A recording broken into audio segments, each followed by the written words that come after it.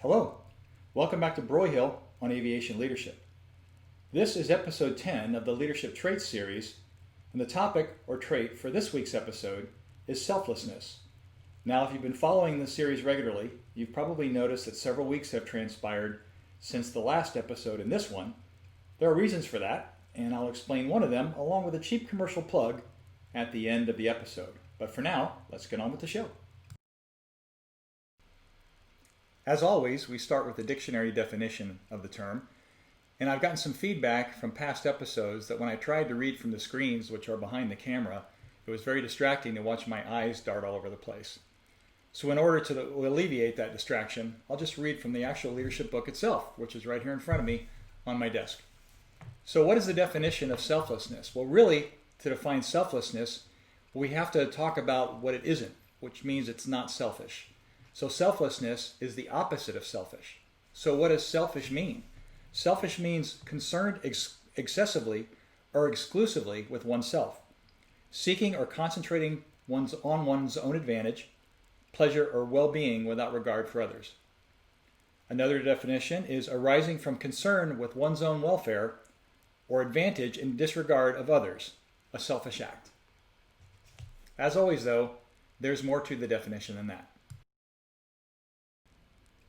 So what does selflessness look like in a leadership context? Dr. Joanne Lyon, who's quoted in Vincent 2015, you can see the citation here at the bottom of the slide, gives us a closer look at the difference between selfless leaders and selfish leaders. Selfless leadership, she says, is ethically leading others in the achievement of assigned goals and the greater good for the benefit of all others before oneself.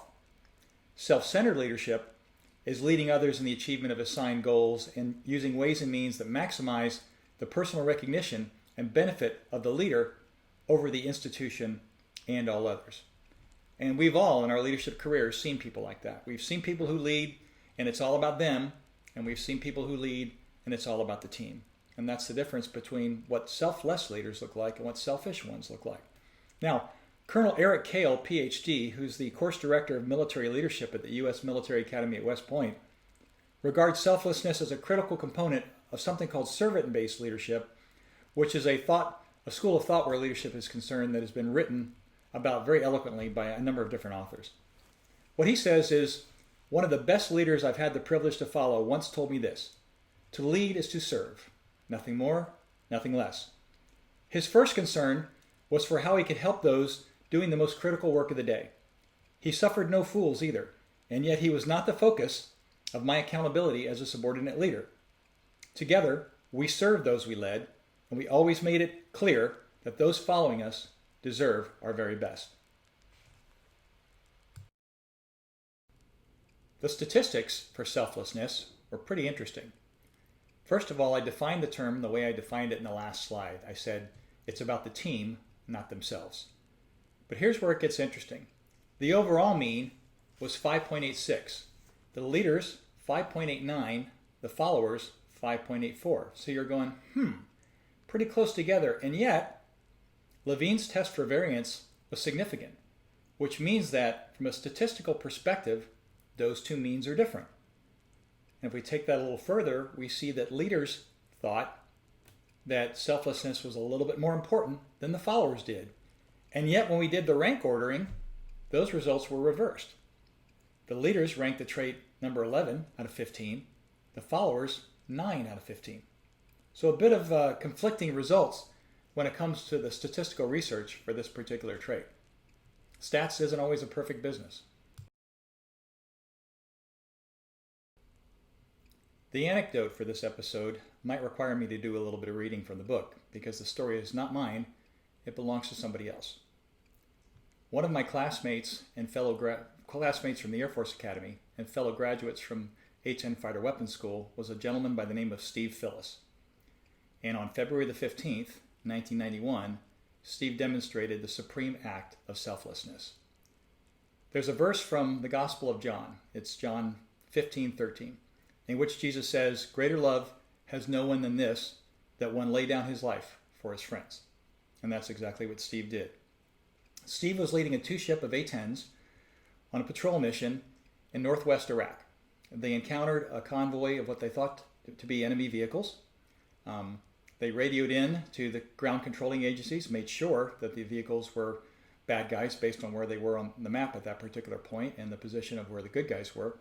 When they had confirmation the vehicles were enemy vehicles, they began attacking the convoy.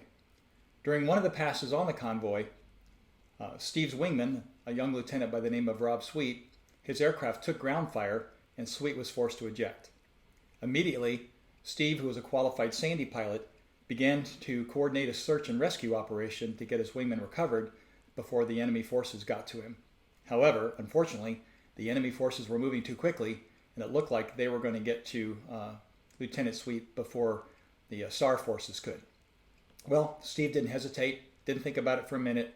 He immediately rolled in on the bad guys, conducted multiple passes with the A-10's powerful 30mm cannon, and the more observant of you have probably noticed that there's a chrome-plated 30mm shell over my right shoulder sitting on the bookshelf up there. Well, Steve attacked heroically and bravely as he tried to keep the good guys away, or the bad guys rather, away from his wingman. But unfortunately, during one of the passes, one of the Iraqi ground personnel fired an SA-13 infrared surface-to-air missile, and it struck Steve's airplane. The impact was so violent that Steve was probably knocked unconscious because his airplane impacted the ground a few minutes later with no attempt to eject. And obviously he was killed in the crash. So the interesting thing about selflessness, or at least the way I've seen it demonstrated, is people who are selfless don't have to think about it. They just are. They just do it. And that was the case with Steve. And I think there's a lot to learn there from a leadership context. To lead selflessly, you don't think about it. You just do it. You don't think of you. You think of the team. You think of others. You don't think about it. You just do it. Thank you for tuning in to this episode of the Leadership Traits series. If you want to subscribe to the series, you can hit the button at the bottom, and that way you will never miss an episode. And hopefully there won't be quite as long a hiatus between this episode and the next one. Now, at the beginning, I said I would tell you why there had been such a long gap between the last episode and this one, and you can see the logo for that right there on the slide. A little bit busy, I guess, but important that you see it, I think. I've just fielded something called the AirComp Calculator, and if you want to learn about it, you can go to my consulting website, which is www.citadelconsultingservices.com, and you can read about it. The AirComp Calculator is a first of its kind in our industry. It is an instant, online compensation analysis system for business aviation professionals that currently will analyze 13 different positions in 5 different jet classes in 18 different regions across the United States. There's nothing else like it. Read about it. If you have any questions about it, send me an email at chris@citadelconsultingservices.com. Anyway, between now and the next episode, please be safe, be healthy, take care of one another, and tailwinds to all of you.